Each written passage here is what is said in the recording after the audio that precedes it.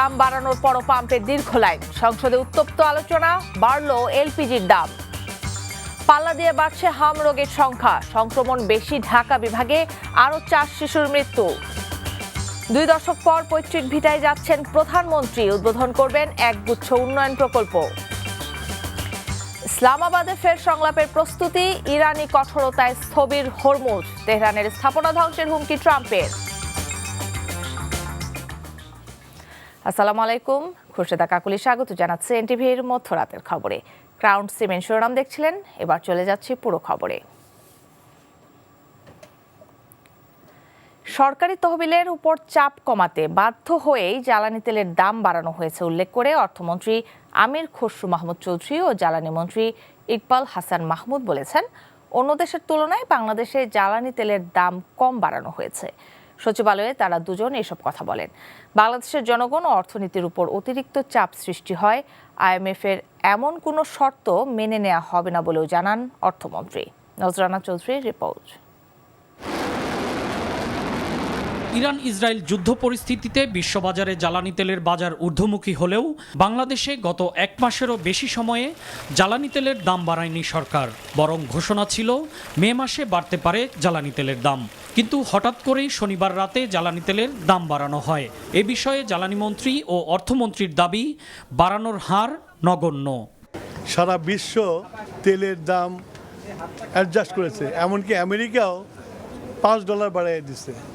তো সেইখানে আমরা বাংলাদেশে গত এই যে যুদ্ধ লাগার পর থেকে আমরা যে ইম্পোর্ট করে স্টক তৈরি করেছি, তার যে দাম পড়েছে সেই দামের থেকে নিচে আমরা এখন প্রাইস অ্যাডজাস্টমেন্ট করছি। এটা করতে বাধ্য হয়েছি আমরা, কেননা এটা বৈদেশিক মুদ্রাতে কিনতে হয়। আইএমএফ এর সাথে দাম বাড়ানোর কোনো সম্পর্ক নেই। তহবিলের উপর এত প্রেশার আসতেছে, আমাদের তো বাকি প্রোগ্রাম চালাতে হবে। দেশের অর্থনীতি চালাতে গেলে আগামী দিনে বাজেট আসছে, তাই না? সুতরাং এটা মাথায় রেখে আমাদেরকে এই সিদ্ধান্ত নেওয়া হয়েছে, তাও খুব কম বাড়ানো হয়েছে। মূল্যস্ফীতি তো বাড়তেই পারে, আবার নাও বাড়তে পারে। আইএমএফের বসন্তকালীন বৈঠকে যোগদান শেষে শনিবার রাতেই দেশে ফিরেছেন অর্থমন্ত্রী। সংস্থাটি বাংলাদেশের সাথে সম্পাদিত ঋণ চুক্তির টাকা ছাড় করবে কিনা এমন প্রশ্নের জবাবে আমির খসরু মাহমুদ চৌধুরী বলেন, বৈশ্বিক আর্থিক সংস্থাগুলোর সাথে আলোচনা একটি চলমান প্রক্রিয়া। জনগণের স্বার্থের ব্যাঘাত ঘটে এমন কোনো শর্ত মেনে নেওয়া হবে না বলেও জানান তিনি। আমাদের ডিমান্ড কি, ওরা কি দিতে পারবে, ওরা কি চাইতেছে, আমরা কি চাইতেছি। ওরা যেভাবে চাইতেছে আমারও তো চাওয়া পাওয়া আছে। ওরা চাইলে যে আমি ওদের কথা মতো তো আমি করতে পারবো না। আমার তো একটা ডেমোক্রেটিকলি ইলেক্টেড গভর্নমেন্ট, এটা বুঝতে হবে। আলোচনা শেষ হয় নাই। আবার আলোচনায় যে বিষয়গুলো এখনো পুরোপুরিভাবে আমরা একমত হতে পারিনি, যে শর্তগুলো নিয়ে আলোচনা হচ্ছে, এগুলো চলছে আলোচনা। কিন্তু আমাকে তো নিশ্চিত করতে হবে আমাদের দেশের জনগণের উপর কোনো চাপ সৃষ্টি করে, আমাদের দেশের অর্থনীতি ব্যবসায়ীদের উপর চাপ সৃষ্টি করে কোনো সিদ্ধান্ত তো আমরা নিতে পারবো না। আইএমএফের সাথে বিদ্যমান আলোচনা আরও 20 দিন চলতে পারে বলে জানান অর্থমন্ত্রী। নজরানা চৌধুরী, এনটিভি নিউজ, ঢাকা। ভোক্তা পর্যায়ে সব ধরনের জ্বালানি তেলের দাম বাড়ানোর পরও গ্রাহক ভোগান্তি খুব একটা কমেনি। লম্বা লাইনে দাঁড়িয়ে তেল নিতে হচ্ছে যানবাহন চালকদের। এদিকে তেলের দাম বাড়ানোর সিদ্ধান্তে মিশ্র প্রতিক্রিয়া জানিয়েছে ভোক্তারা। আরও জানাচ্ছেন HM মেহেদী হাসান। দাম বাড়ানোর পরও জ্বালানি পরিস্থিতির তেমন হেরফের দেখা যায়নি। রাজধানীর বিভিন্ন ফিলিং স্টেশনে গাড়ির তেলের জন্যে এখনও লম্বা লাইনে অপেক্ষা করতে হচ্ছে ঘন্টার পর ঘন্টা। ঠিকমতো তেল না পাওয়ার ভোগান্তির সাথে জ্বালানির দাম বাড়ানোর সিদ্ধান্তে কিছুটা বিপাকে পড়েছেন মধ্যবিত্ত ও নিম্ন আয়ের মানুষ। এই যে হঠাৎ তেলের এমনি অভাব, তেল নাই, আবার দাম বাড়ছে, এটা তো সমস্যা। প্রায় রাত 4টা 3:30 থেকে লাইনে আসি। আমরা চাই হচ্ছে এই লাইনটা কমে আসুক, যাতে এই ভোগান্তিটা কমে। গত রাতে 9টা বাজে আদি সুপার মার্কেটে ওখানে লাইন দিয়ে দেয় মসজিদের সামনে, তারপরে কষ্ট। এটা যদি সমন্বয়টা আগে করা হইতো তাহলে হয়তো বা এত প্যানিক বাইংটা থাকতো না। এমন পরিস্থিতিতে রাইড শেয়ার করে জীবিকা নির্বাহ করা চালকরাও আশার আলো দেখছেন না। তেল নিতেই যদি হাফ বেলা চলে যায়, হাফ বেলা কি এরকম হচ্ছে যে একদিন পুরো তেলেতেই চলে যায়। অ্যাপসের মাধ্যমে যদি মনে করেন এরকমভাবে পুষায় বাড়ায় দেয়, তাহলে আমাদের পুষবে না, হলে পুষবে না। ফিলিং স্টেশন কর্তৃপক্ষ এখনও বলছে সরবরাহ কম থাকায় গ্রাহকদের ঠিকমতো তেল দেওয়া যাচ্ছে না। গাড়িতে তেল কিছুক্ষণ আগে পেয়েছে, গাড়ি আসতেছে, গাড়ি আসলে আমরা তেল দেওয়া শুরু করবো। সম্ভবত 1টা থেকে 2টার মধ্যে গাড়ি চলে আসবে পাম্পে। তেলের দাম বাড়ার ফলে নিত্য পণ্যের দাম যেন হু হু করে না বাড়ে, সেদিকে মনোযোগ দেওয়ার দাবি সাধারণ জনগণের। আমাদের জীবন তো এমনিই যায় অবস্থা, বুঝছেন, আর এই অবস্থা যদি আরো তেলের দাম বাড়ে তাহলে তো মনে করেন আমাদের ওয়ালে পিঠ থেকে যাবে। সরকার যেন সকল কিছু নিয়ন্ত্রণে রাখে, যাতে আমরা আগেকার মূল্যে আমরা ক্রয় করতে পারি। এদিকে জ্বালানির বাড়তি দামের ফলে পরিবহন ভাড়া বাড়াতে চান বাস মালিকেরা। এটা একটা অবস্থানে আসতে হবে, তার কারণ ভাড়া তো 15 টাকা করে বাড়ছে, পার লিটার 15 টাকা বাড়ছে, অনেক ব্যবধান। এতে করে আমাদের অনেক লস আজকের থেকে অলরেডি হবে। ভাড়াটাও আশা করি বাড়বে। HM Mehedi Hasan, NTV news, Dhaka. এক মাসে দ্বিতীয়বারের মতো বাড়ল ভোক্তা পর্যায়ে এলপিজির দাম। এবার প্রতি 12 কেজি সিলিন্ডারের দাম 1728 টাকা থেকে 212 টাকা বাড়িয়ে 1940 টাকা নির্ধারণ করা হয়েছে। এক বিজ্ঞপ্তিতে দাম বাড়ানোর বিষয়টি জানিয়েছে Bangladesh energy regulatory commission BERC। নতুন দর রোববার সন্ধ্যা থেকেই কার্যকর হবে। এর আগে এপ্রিলের শুরুতে বেড়েছিল 32 টাকা 30 পয়সা, আর গত মাসে 12 কেজি এলপিজি সিলিন্ডারের দাম ছিল 1341 টাকা। এপ্রিলের শুরুতেই সেই দাম 387 টাকা বাড়িয়ে 1728 টাকা করা হয়েছিল। যুদ্ধের কারণে জাহাজ ভাড়া বাড়ায় দাম সমন্বয় করা হলো এবার। BERC বলছে, বাজারে বিভিন্ন আকারের এলপিজি সিলিন্ডার পাওয়া যায়। এখন থেকে প্রতি কেজি এলপিজির দাম 161 টাকা 66 পয়সা। জ্বালানি সংকট ও তেলের মূল্যবৃদ্ধি নিয়ে তীব্র ক্ষোভ প্রকাশ করে সংসদ সদস্য রুমিন ফারহানা বলেছেন, জ্বালানি মজুদ নিয়ে জনগণের সঙ্গে মিথ্যাচার করছে সরকার। জাতীয় সংসদ অধিবেশনে তিনি বলেন, মন্ত্রীরা জ্বালানি সংকট নেই বললেও রাস্তায় 3 কিলোমিটার লাইন দেখা যায়। রুমিন ফারহানার বক্তব্য চলাকালে সরকারি দলের কিছু সদস্যের অশোভন আচরণের নিন্দা জানিয়েছেন বিরোধী দলীয় নেতা ডক্টর শফিকুর রহমান। এদিকে কার্টুন শেয়ার করায় একজনকে গ্রেফতারের প্রতিবাদ জানিয়েছেন সংসদ সদস্য হাসনাত আব্দুল্লাহ। সেলিম মালিকের রিপোর্ট। জাতীয় সংসদের প্রথম অধিবেশনের রবিবারের বৈঠক শুরু হয় প্রশ্নোত্তরের মধ্য দিয়ে। আমরা আজকে দেখি, তবে 71 বিধিতে দাঁড়িয়ে সংসদ সদস্য রুমিন ফারহানা জানান, জ্বালানি তেল সংকট নিয়ে দ্বিচারিতা করছে সরকার। মন্ত্রীরা যখন সংসদে বক্তব্য দেন তখন তারা অবলীলায় বলেন বাংলাদেশে জ্বালানির কোনো ঘাটতি নাই, কিন্তু মাননীয় স্পিকার যখন তেল নিতে যায় তখন দেখা যায় 3 কিলোমিটার লম্বা লাইন। মাননীয় স্পিকার, সরকার সম্ভবত কিছু পদক্ষেপ গ্রহণ করবার ঘোষণা দিয়েছে। তার একটা হচ্ছে মার্কেট প্লেস 7টা বাজে বন্ধ করে দেয়া। চমৎকার সিদ্ধান্ত মাননীয় স্পিকার, তবে মনে রাখতে হবে কেনা কাটা বা শপিং যেটুকু হয় সেটুকু সন্ধ্যার পরেই হয়। রুমিন ফারহানা বক্তব্য দেওয়ার সময় সরকারি দলের সংসদ সদস্যরা কিছুটা হট্টগোল করলে এর প্রতিবাদ জানান বিরোধী দলীয় নেতা। সম্মানিত কিছু সদস্য এমন কিছু অঙ্গভঙ্গি করেছেন যেটা আমার বিবেকে আঘাত লেগেছে। আমি এটা আশা করি না। এমনকি আমি এও লক্ষ্য করলাম, 1 বার 2 বার নয়, 4 বার 5 বার নির্বাচিত হয়ে সংসদে যারা এসেছেন তাদের কেউ কেউ এই কাজটা করেছেন। বিষয়টা একেবারেই অগ্রহণযোগ্য যা করা হয়েছে।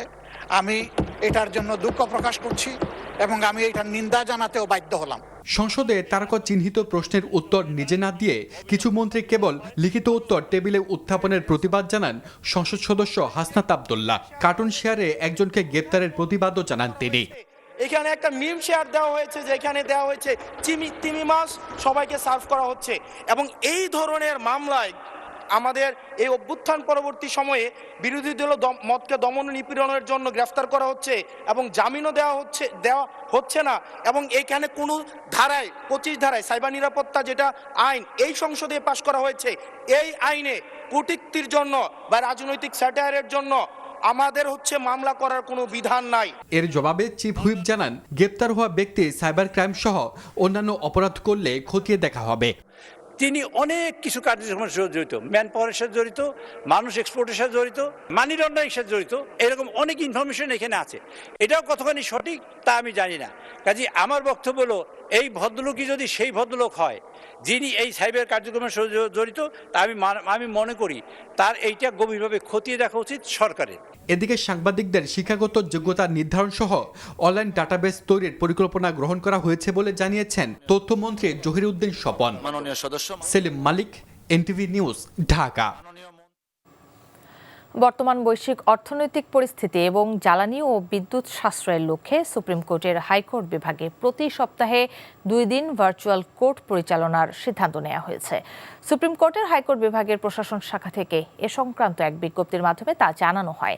এতে বলা হয়, বর্তমান বৈশ্বিক অর্থনৈতিক পরিস্থিতি বিবেচনায় এবং জ্বালানি ও বিদ্যুৎ সাশ্রয় নিশ্চিত করার লক্ষ্যে আদালত কর্তৃক তথ্য প্রযুক্তি ব্যবহার আইন 2020 এবং অত্র কোর্ট কর্তৃক জারিকৃত প্র্যাকটিস ডাইরেকশন অনুসরণ করতে তথ্য প্রযুক্তি ব্যবহার করে প্রতি সপ্তাহে 2 দিন হাইকোর্ট বিভাগে ভার্চুয়ালি কোর্ট পরিচালনার উদ্যোগ গ্রহণ করা হয়েছে।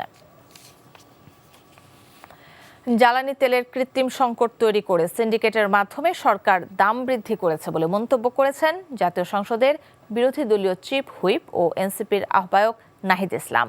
বাংলা মোটরে দলটির কার্যালয়ে বিভিন্ন রাজনৈতিক দলের নেতাকর্মীদের এনসিপিতে যোগদান উপলক্ষে আয়োজিত সংবাদ সম্মেলনে তিনি এ মন্তব্য করেন।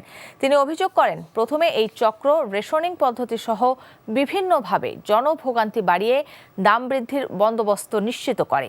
এ সময় জুলাই সনদ নিয়ে সরকারের কড়া সমালোচনা করে নাহিদ ইসলাম বলেন, গণভোটের রায় অস্বীকার করে সরকার রাজনৈতিক সমঝোতার বরখেলাপ করেছে। রাজনৈতিক প্ল্যাটফর্ম আপ বাংলাদেশ বিলুপ্ত করে আহ্বায়ক আলী আহসান জুনায়েদ, মুখ্য সমন্বয়কারী রাফেজ সালমান রিফাত, মুখপাত্র শাহরিন সুলতানা ইরা সহ 33 জন নেতাকর্মী এনসিপিতে যোগদান করেন। এ প্রসঙ্গে তিনি বলেন, এনসিপিতে যোগদানের ক্ষেত্রে সাবেক পরিচয় মুখ্য নয়, এমনকি ছাত্রলীগ হলেও সমস্যা নেই, তবে ফ্যাসিস্ট কার্যক্রমের সাথে কোনো সম্পৃক্ততা থাকা যাবে না। দাম বেশি হলেও সে কিনতে আগ্রহী, এরকম একটা মনস্তত্ত্ব পরিবেশ তৈরি করে তারপরে দামটা আসলে বৃদ্ধি করা হলো। পুরাটাই পরিকল্পিতভাবে করা হয়েছে, সিন্ডিকেটরা এটা করেছে এবং সরকারের প্রশ্রয়, সরকারের অংশগ্রহণ না থাকলে এটা আসলে সম্ভব হতো না। প্রায় 2 দশক পর আজ পৈতৃক ভিটায় যাচ্ছেন প্রধানমন্ত্রী তারেক রহমান। তার আগমন ঘিরে উৎসবের আমেজ বিরাজ করছে পুরো জেলা জুড়ে। দলীয় প্রধান ও সরকার প্রধানকে বরণ করতে সকল প্রস্তুতি সম্পন্ন করেছেন স্থানীয় নেতাকর্মীরা। এই সফরে প্রধানমন্ত্রীর বেশ কিছু উন্নয়ন প্রকল্প উদ্বোধন এবং জনসভায় ভাষণ দেওয়ার কথা রয়েছে। বগুড়া থেকে এমদাদুল হকের ক্যামেরায় রিপোর্ট করছেন আতিকুর রহমান সোহাগ। সোমবার প্রধানমন্ত্রী তারেক রহমানের নিজ ভূম বগুড়া সফর। তার আগমনের খবরেই সাজ রব উঠেছে জেলা জুড়ে। সেজন্য চলছে শেষ মুহূর্তের প্রস্তুতি। প্রিয় নেতাকে বরণ করতে চলছে সমাবেশস্থলের নির্মাণ কাজ। প্রধানমন্ত্রী হিসেবে দায়িত্ব নেয়ার পর এটি তারেক রহমানের প্রথম বগুড়া সফর। দিনব্যাপী এই সফরে প্রধানমন্ত্রী বগুড়া সিটি কর্পোরেশনের ফলক উন্মোচন, জেলা ও দায়রা জজ আদালতে নবনির্মিত আইনজীবী সমিতির ভবন উদ্বোধন, ফ্যামিলি কার্ড বিতরণ, হামরুবেলার টিকাদান কর্মসূচি ও নসিপুরে চৌকিরদহ খাল খনন কার্যক্রমের উদ্বোধনের কথা রয়েছে। স্থানীয় নেতারা বলছেন, এই সফরের মাধ্যমে ফ্যাসিস্ট হাসিনার রোশনালের শিকার বগুড়ার উন্নয়ন বঞ্চনার কিছুটা অবসান ঘটবে। গত 17টা বৎসর ফ্যাসিস্ট সরকার বগুড়ার সঙ্গে বিমাতাসুলভ আচরণ করেছে। বগুড়ার সর্বক্ষেত্রে আমরা বঞ্চিত হয়েছি। 25শে ডিসেম্বর যখন বাংলাদেশে এসেছিলেন, তখন যেমন আমাদের অনুভূতি ছিল, এখনকার অনুভূতিটা ঠিক তেমনি। এই কারণে যে এখানে এসে উনি সিটি কর্পোরেশন ঘোষণা করবেন, যিনি প্রস্তাব করেছেন তিনি আজকে ওটার বাস্তবায়ন করছেন। বগুড়াবাসী একটা বিশাল প্রাপ্তি। বেশ কয়েকটি প্রকল্পের উদ্বোধন শেষে জনসভায় অংশগ্রহণ করবেন প্রধানমন্ত্রী। জনসভাকে সফল করতে সকল প্রস্তুতি শেষ হয়েছে। ইতিমধ্যেই বগুড়াবাসী আনন্দ উচ্ছ্বাস লক্ষ্য করেছেন। আমাদের বগুড়াবাসীর জন্য সুখবর, যেটা দীর্ঘদিনের প্রত্যাশা ছিল, বগুড়া পৌরসভাকে সিটি কর্পোরেশন ঘোষণা, সেটি ইনশাল্লাহ 20 তারিখে হতে যাচ্ছে।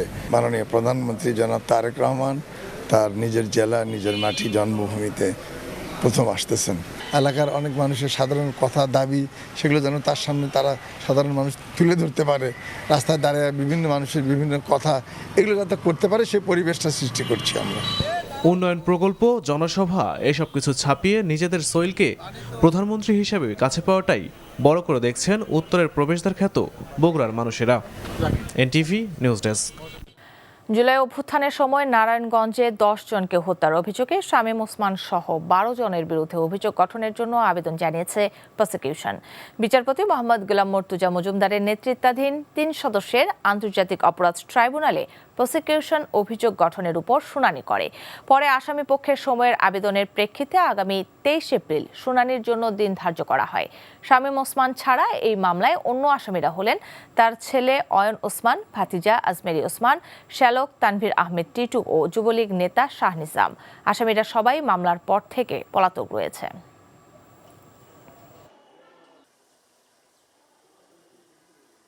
শামীম ওসমান সাহেব 19 জুলাই তিনি আওয়ামী লীগের সাধারণ সম্পাদক ওবায়দুল কাদের সাহেবকে ফোন করেছেন এবং তিনি বলেছেন পুলিশ কাজ করছে না, পুলিশ ছাত্রদেরকে হত্যা করছে না। তিনি নিজে অস্ত্র হাতে তুলে নিয়েছেন, তিনি অস্ত্র হাতে ছাত্রদেরকে গুলি করছেন এবং তার অস্ত্র হাতের এই ছবি যেন সোশ্যাল মিডিয়াতে আসলে নেত্রী তথা সাবেক প্রধানমন্ত্রী যেন রাগ না করেন, এভাবে তিনি সাধারণ সম্পাদকের কাছ থেকে অনুমতি নিয়ে তিনি তার সশস্ত্র বাহিনী এই 12 জন আসামিকে সাথে নিয়ে তিনি নারায়ণগঞ্জে হত্যাযজ্ঞে মেতে উঠেছিলেন।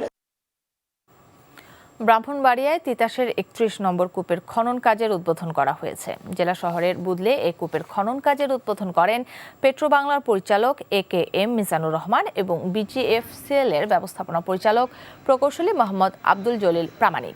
এ সময় প্রকল্প পরিচালক জানান, আগামী 210 দিন সময়ের মধ্যে 31 নম্বর কূপের খনন কাজ শেষ হবে। খনন কাজ সফলভাবে সম্পন্ন হলে জাতীয় গ্রিডে 15 মিলিয়ন ঘনফুট গ্যাস যুক্ত হবে। 31 নম্বর কূপের খনন গভীরতা 5600 মিটার।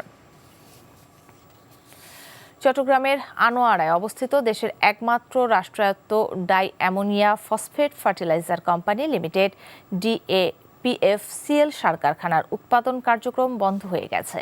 শনিবার সন্ধ্যায় অ্যামোনিয়ার মজুদ শেষ হয়ে যাওয়ায় কর্তৃপক্ষ কারখানা বন্ধ ঘোষণা করে। অ্যামোনিয়া সরবরাহ পুনরায় চালু হলে কারখানার উৎপাদন শুরু করার কথা জানিয়েছে কারখানা কর্তৃপক্ষ। জানান, দেশের কৃষি খাতে সুষম সার ব্যবহারের নিশ্চয়তা এবং নাইট্রোজেন ও ফসফরাস সমৃদ্ধ যৌগিক সারের ক্রমবর্ধমান চাহিদা পূরণের লক্ষ্যে শিল্প মন্ত্রণালয়ের অধীনে BCIC নিয়ন্ত্রিত এই কারখানাটি প্রতিষ্ঠিত হয়। আগামী 29 ও 30 এপ্রিল ঢাকা আইনজীবী সমিতির নির্বাচন ঘিরে ভোটারদের মাঝে আতঙ্ক বিরাজ করছে বলে মনে করছেন জামায়াত সমর্থিত সবুজ প্যানেলের প্রার্থীরা। তারা বলছেন, নির্বাচনী প্রক্রিয়ায় ত্রুটি থাকার কথা বলা হলেও তা সমাধান করা হচ্ছে না। সুপ্রিম কোর্টের সংবাদ সম্মেলনে তারা এসব অভিযোগ করেন। আমরা যখনই ভোটের কাজ করতে যাই তখন সাধারণ লয়ারদের মধ্যে একটা আতঙ্ক কাজ করতেছে। সে আতঙ্ক হচ্ছে আমরা ভোট দিতে পারবো কিনা। আমরা বারবার এই বিষয়টা নিশ্চিত করার চেষ্টা করতেছি যে আমরা সকলে মিলে বারের আমাদের যে ঐতিহ্য আছে দীর্ঘদিনের, আমরা এটাকে সমুন্নত রাখতে চাই। আগামী বাজেট স্বাস্থ্যমূলক না করে প্রযুক্তি নির্ভর, ব্যবসা বান্ধব ও প্রবৃদ্ধি মুক্তি করার দাবি জানিয়েছেন ব্যবসায়ী ও বেসরকারি খাতের উদ্যোক্তারা। রাজধানীর একটি হোটেলে MCCI ও ERF আয়োজিত আসন্ন বাজেট নিয়ে বেসরকারি খাতের প্রত্যাশা শীর্ষক সেমিনারে এসব কথা বলেন বক্তারা। বলেন, জ্বালানি সংকটে চাহিদার তুলনায় ঘাটতি বেশি হওয়ায় উৎপাদন ব্যাহত হচ্ছে। এতে দেশি বিদেশি বিনিয়োগ স্থবির হয়ে পড়েছে। এর পাশাপাশি নতুন করে জ্বালানি তেলের দাম বাড়ানোর ফলে অর্থনীতি আরও চাপে পড়বে, যার ফলে মূল্যস্ফীতি আরও বাড়ার আশঙ্কা প্রকাশ করেন তারা। শুধু করের হার না বাড়িয়ে রাজস্ব আদায় বাড়াতে MCCI এর পক্ষ থেকে কর কাঠামো সংস্কারে বেশ কিছু সুপারিশ তুলে ধরা হয় সেমিনারে। আন্তর্জাতিক বাজারে অর্ধেকের কমে নেমে এসেছে।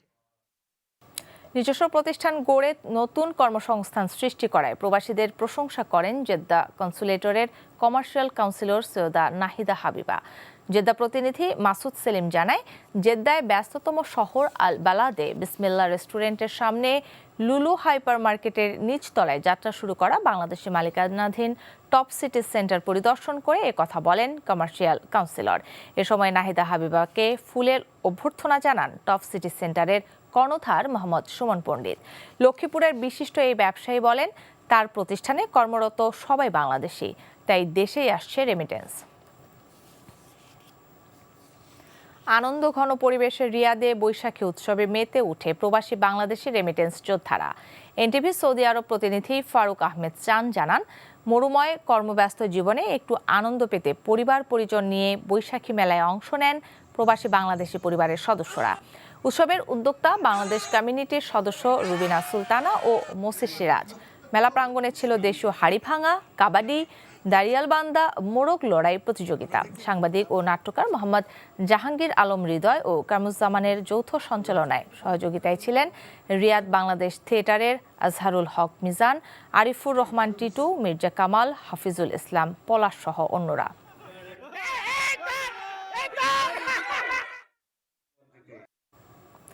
নারী ক্রিকেট প্রসঙ্গ।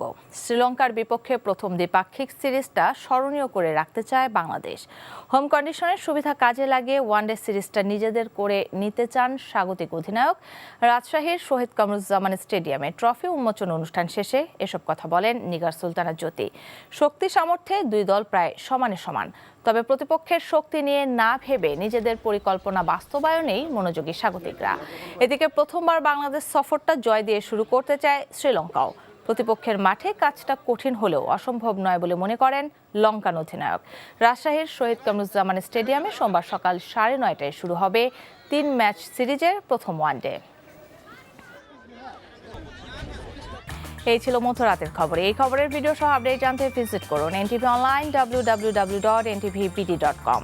এছাড়াও এনটিভির জনপ্রিয় সব অনুষ্ঠান ও খবরের আপডেট জানতে ভিজিট করুন আমাদের ইউটিউব ও ভেরিফাইড ফেসবুক পেজ। এতক্ষণ সাথে থাকার জন্য ধন্যবাদ সবাইকে।